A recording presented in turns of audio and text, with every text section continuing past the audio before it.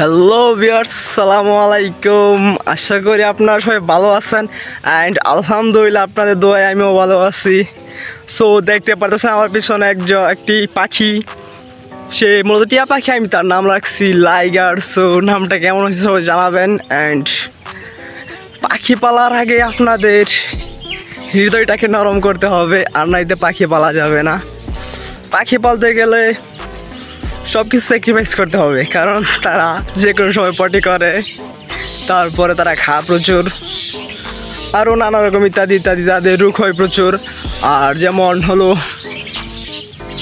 তাদেরকে যখন তারা বাচ্চা থাকবে তখন তাদেরকে খুব যত্ন নেবেন, আর নয়তো তারা আপনার সাথে থাকবে না। এই যে দেখেন আমার সাথে বসে আছে, সো সে কখন উড়াল দেবে না, অ্যান্ড দেওয়ার কোনো প্রশ্ন মনে করি না, কারণ সে উড়াল দেবে কেন? সে আমার কাছে তার ছোটোবেলা থেকে আছে, মানে তাকে যখন আনছি আমি সে ছিল একদম ছোট, আর তার কোনো পাখা ছিল না, শুধু তার বডিটা দেখা যেত। এখন সে পুরোপুরি তার রূপে রূপান্তরিত হয়েছে, অ্যান্ড সে এখন আমার সাথে থাকে। যদি পাখি পালতে চান তাহলে আপনাদেরকে পাখির যত্ন নিতে হবে, আর নয়তো পাখি পালা হবে না। তাই পাখি পালতে হলে আগে পাখির যত্ন নিন, নিজেরও যত্ন নিন, অ্যান্ড বিরক্ত হতে হওয়া যাবে না। পাখি পাললে বিরক্ত হওয়া যাবে না, কারণ বিরক্ত হলে পাখি পালতে পারবেন না। সো তাই আগে পাখিকে পালার জন্য আপনার নিজের মধ্যে বন্ডিংটা ভালো করতে হবে, আর নয়তো পাখি পালা যাবে না।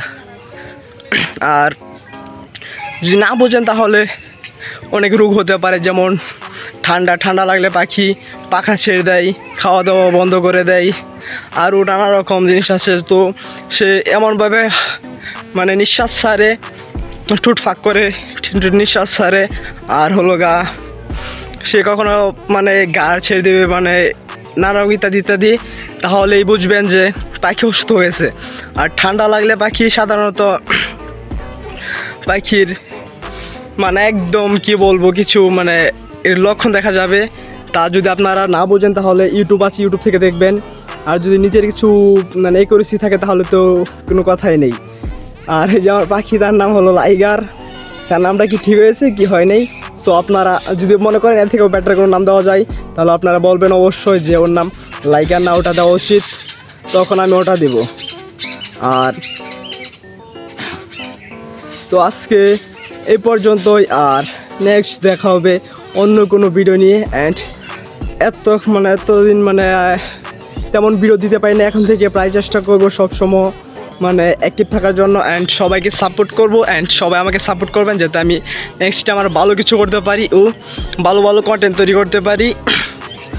তো এতদিন ভালো থাকেন, সুস্থ থাকেন, আল্লাহ হাফেজ।